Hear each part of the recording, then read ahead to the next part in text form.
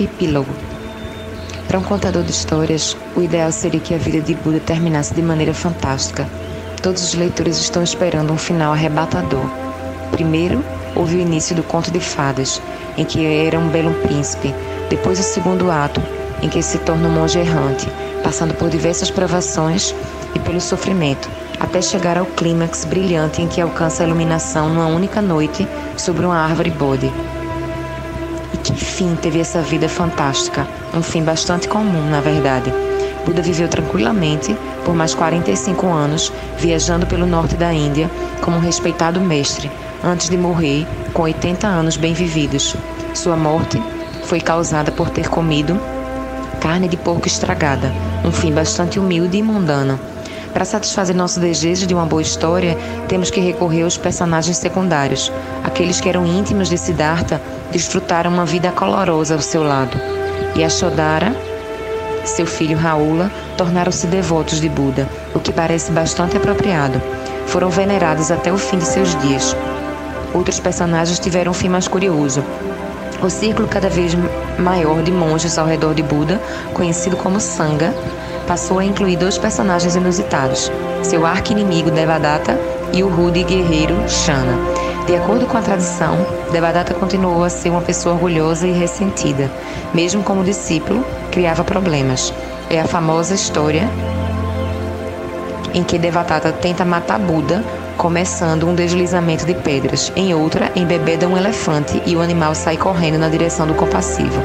Buda escapa ileso em ambos os casos. Como costuma acontecer, o vilão é interessante demais para ser deixado de lado. Então surgem histórias de intrigas políticas com um príncipe vizinho chamado Ajatasattu, e também de situações mais cotidianas, como as objeções que Devadatta faz às regras estabelecidas por Buda para seus monges. Para quem está contando uma história, é difícil criar algo dramático, tendo por base a política interna de um ashram. Shana também não gostava de seguir as regras. Depois de desistir de seu papel como corajoso condutor de carros de guerra, ele ficou um pouco aborrecido por ter sido reduzido ao status de monge. Seu grande pecado era o orgulho. Jamais deixava ninguém esquecer que fora o melhor amigo de Siddhartha.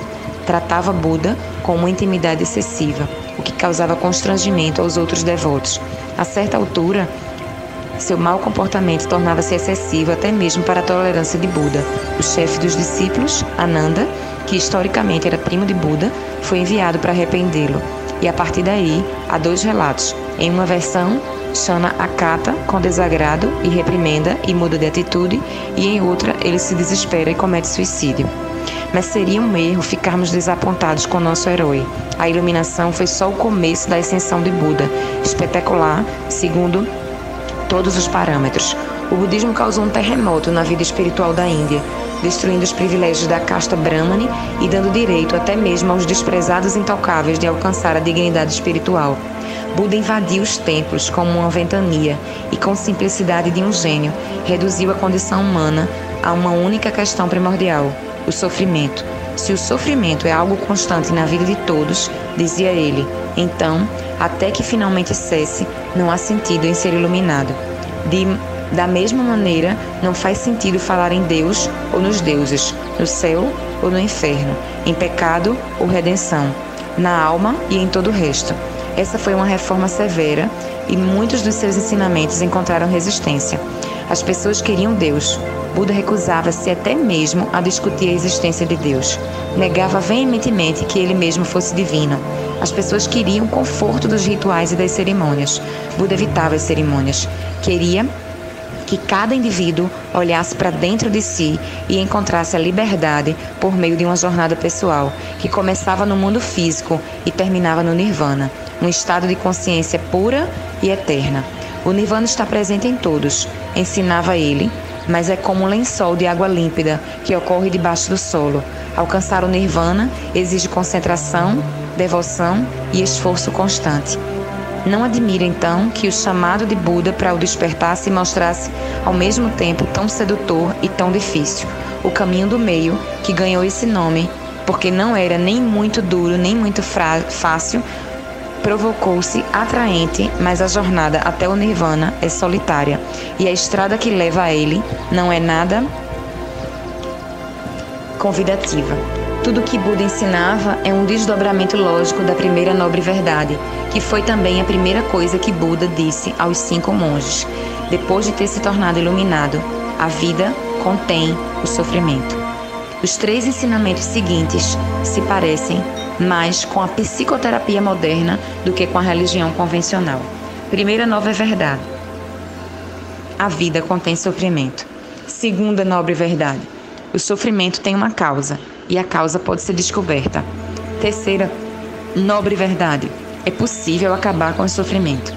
Quarta nobre verdade: o caminho que leva ao fim do sofrimento possui 8 etapas. Agora já deixamos para trás o papel do contador de histórias, pois esses 4 simples ensinamentos criaram uma explosão teológica que se espalhou pela Ásia e pelo resto do mundo. Graças às décadas de ensinamento que receberam de Buda, um núcleo de discípulos totalmente dedicados ao modo de vida budista cruzou os Himalaias e viajou para onde quer que seus pés conseguissem levá-los. A lista das culturas que esses monges ascetas revolucionaram é impressionante: Tibete, Nepal, China, Japão, Coreia, Sri Lanka, Tailândia, Camboja, Burma, Vietnã, Malásia e Indonésia. Em muitos casos, um punhado de missionários budistas criou toda uma nova cultura. Aos que observam de fora, só resta uma absoluta admiração. Por que as pessoas aceitaram tais ensinamentos tão prontamente? Porque a primeira nobre verdade era inegável. As pessoas sabiam que estavam sofrendo e, em vez de mostrar uma saída, suas antigas religiões lhe ofereciam paliativos na forma de dogmas, preces, rituais e afins. Com enorme simplicidade, o budismo entrava num vilarejo e dizia: aqui estão 8 práticas que abrirão as portas para a paz em vez da dor. O caminho óptimo pede que cada pessoa modifique o modo como sua mente funciona, eliminando tudo o que for necessário, ineficiente e supersticioso, e trocando esses hábitos arraigados por uma clareza cada vez maior. Em outras palavras, o processo de despertar que Buda experimentou numa única noite é estabelecido como um processo para a vida inteira. Visão ou entendimento corretos, intenção correta, linguagem correta, ação correta, modo de vida correto, esforço correto, atenção correta, concentração correta. Alguns desses passos soam naturais. Todos querem acreditar que nossas ações e palavras são virtuosas. Não desejamos estar errados em nossos esforços nem em nossas intenções, mas para compreender os outros elementos do caminho, precisamos de ajuda. O que seria a atenção correta? E a concentração correta? Tais aspectos têm raízes nas práticas de meditação e yoga, que Buda também reformou e deixou ao alcance das pessoas comuns. Ao contar essa história, não achei que fosse minha função difundir o budismo. Isso cabe aos equivalentes modernos dos andarilhos missionários, que chegaram no princípio. Não seria conveniente que eu entrasse no território deles, mas gostaria de me dirigir a você, leitor, que talvez esteja pela primeira vez tomando contato com o Buda. Eu cheguei a Buda dessa maneira e fiz a pergunta óbvia: o que esse ensinamento pode fazer por mim? Existe algo que possa abrir meus olhos e me tornar mais desperto neste exato instante? Pessoalmente, eu descobri 3 coisas. Elas são conhecidas como os 3 selos do Dharma, o que, em linguagem mais simples, significa os 3 fatos básicos do ser. Fizeram mais sentido para mim do que o caminho do meio, por causa da sua universalidade, que vai muito além dos limites da religião. Dukkha, que é sofrimento, né? A vida é insatisfatória. O prazer no mundo físico é passageiro. Disso, inevitavelmente, vem a dor. Portanto, nada que possamos experimentar é totalmente satisfatório.